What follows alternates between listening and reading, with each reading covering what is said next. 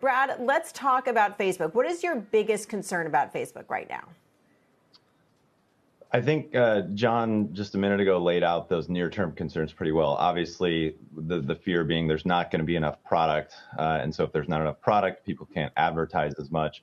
And then I think also the signal loss, as you mentioned. You know, we've done work on the signal loss, talking to advertisers. If you're a big advertiser, chances are you haven't changed spend. I think what we're maybe a little bit concerned about in the near term is the SMB, the small and medium-sized businesses. Those tend to be a little bit more budget sensitive. That's the near-term concern. The long-term concern. Oh, go ahead. Sorry. Oh, no, please tell us about the long-term concerns here, because it seems like they'd be very different, especially when you bring in the regulatory piece. Exactly. And to that point of maybe numbers don't matter because all of that is so well understood. As we look at 2022, I think people are concerned about impression growth, right? The engagement that people have on Facebook and Instagram. To the whistleblower controversy going on currently, I think it's come out that Facebook looks to drive engagement with different types of content. If there becomes a fear that Facebook is going to be reined in on the types of content that drive that engagement, it plays into an impression growth, a slowing impression growth thesis that already exists in the market.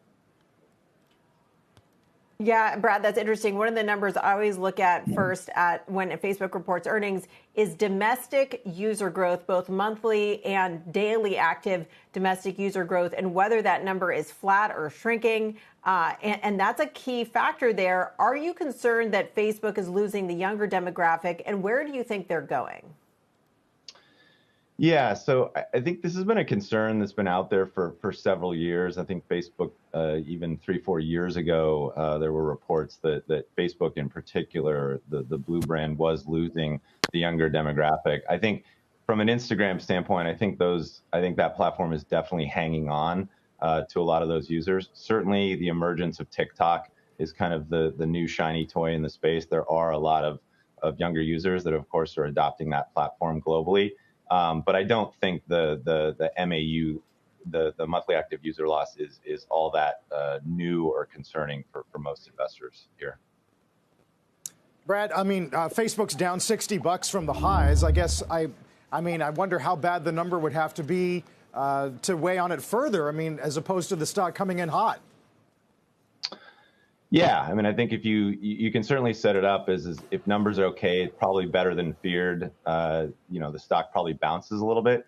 The real over under here for the quarter in terms of metric is they tend to guide operating expenses for the out year, so they'll guide 22 operating expenses, and it's believed that the sell side is kind of modeling that below the buy side. The buy side's probably in the, call it, $93 to $95 billion range.